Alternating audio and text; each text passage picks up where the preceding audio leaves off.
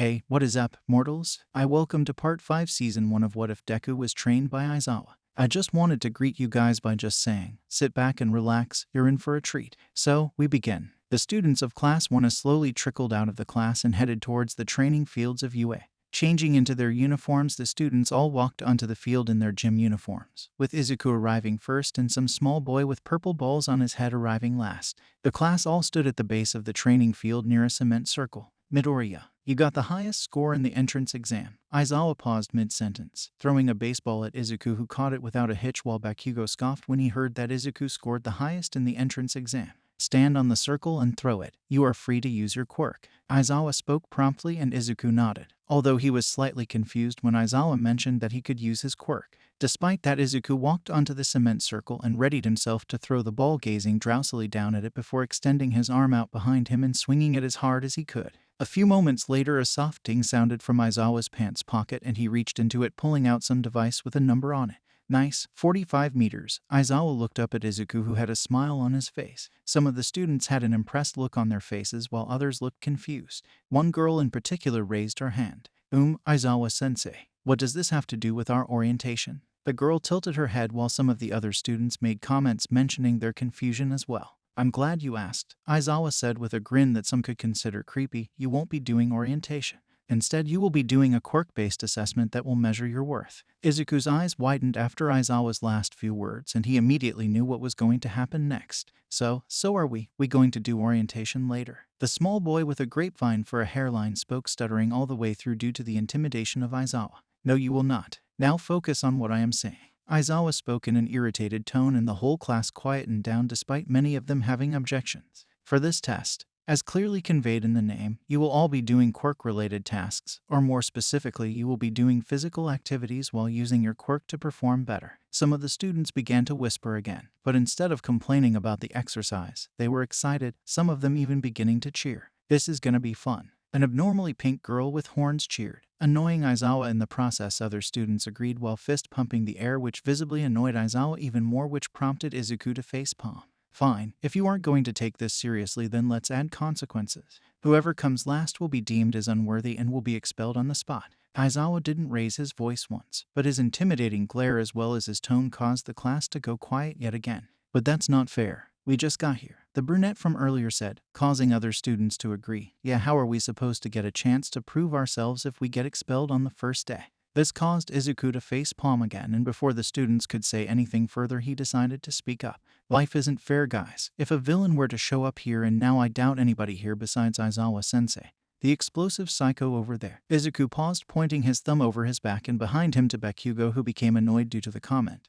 And maybe I could take them on. Izuku then pointed to himself, giving all his classmates other than Kaminari and the brunette an immediate bad impression of him. If anything, you should be happy that your dreams get cut short before it's too late.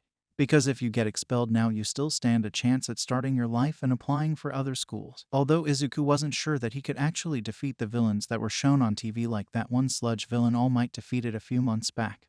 But the words on dreams being cut short really hit deep, and his words conveyed that. Aizawa, on the other hand, stood there impressed. Normally he would have intervened, but seeing as how his protoge managed to get the whole class to go quiet made him feel a sense of ease. Regardless, he still wasn't impressed with all of the students' remarks, including Izuku's, even if he had good intention.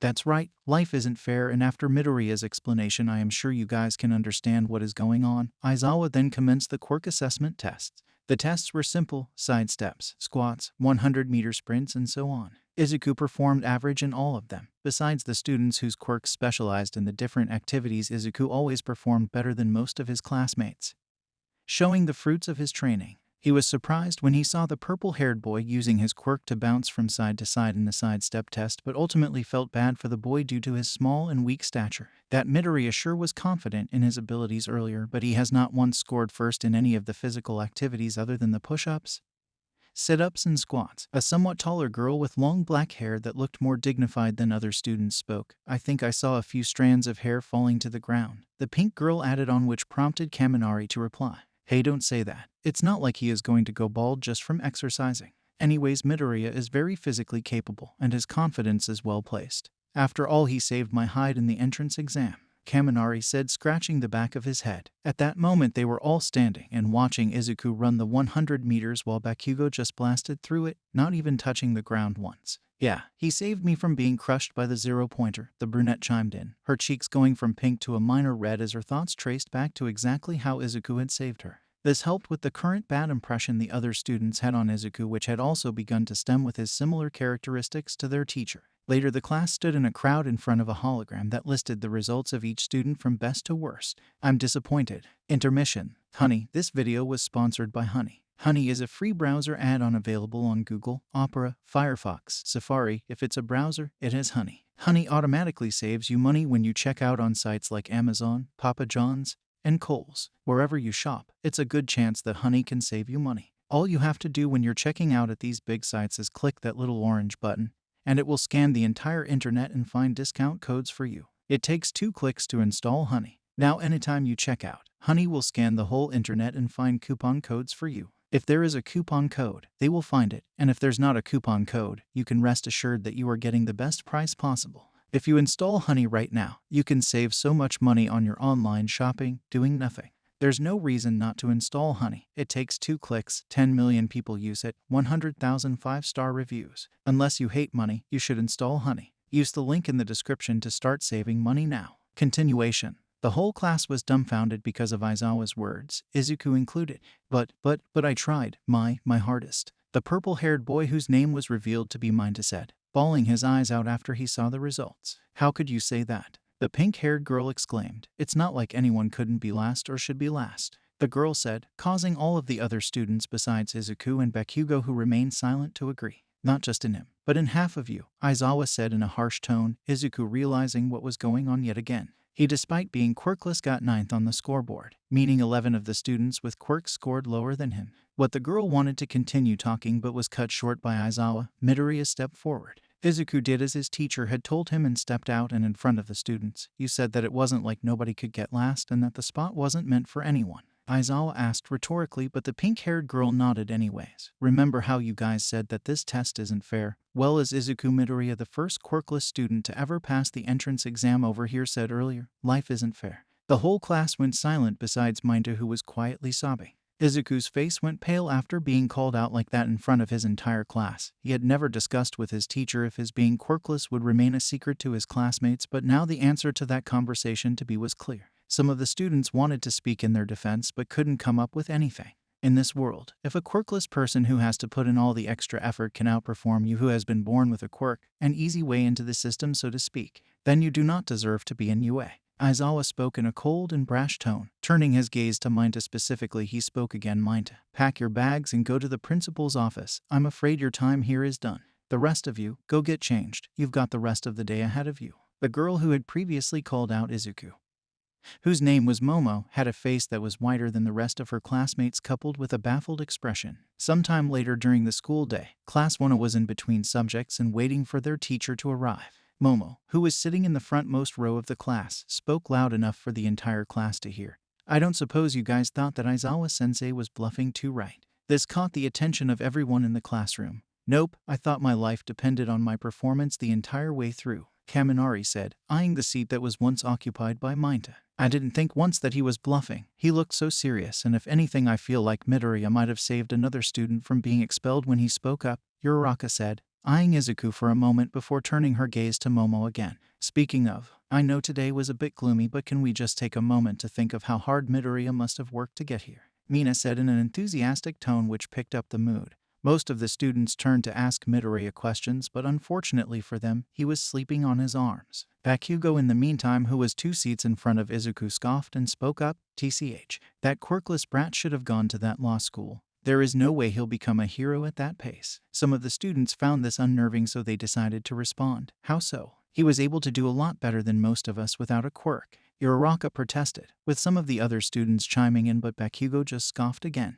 Please, what's a hyper-intelligent athlete like Deku going to do against the likes of me, someone with just as much brains and an explosive quirk? Although he didn't completely show it, Bakugo had respect for Izuku, however he was not bluffing. Oh please, he has some moves to go with that physical prowess as well, I saw it firsthand. Kaminari protested, however. Despite supporting and having mad respect for Izuku due to their first encounter, even he knew deep down that if Bakugo, that bi-colored teen that had stayed quiet the entire time, or even he for that matter, used their quirks to their full potential, Izuku wouldn't stand a chance. I wouldn't be so sure. Yaoyorozu spoke up again, directing the class's attention to her. Izuku is yet to be in his prime, and remember, every hero has support items to help them in their endeavors. Some of the students nodded, but Bakugo just shook his head. So what if he has those? There is only so much a quirkless brat like him can do. Bakugo reiterated his point, and Yaoyorozu nodded. The whole class knew that he wouldn't be able to keep up no matter what he did, at least not with the likes of Bakugo. Hold on, why do you keep calling him a quirkless brat? Nina asked, prompting the whole class to look at Bakugo. Yeah, it's not cool, dude, Kirishima added. I agree. I am sure he has enough hardships as it is being quirkless. He doesn't need you calling it out in every other sentence involving him. Kaminare's addition to it caused Bakugo to abruptly stand up.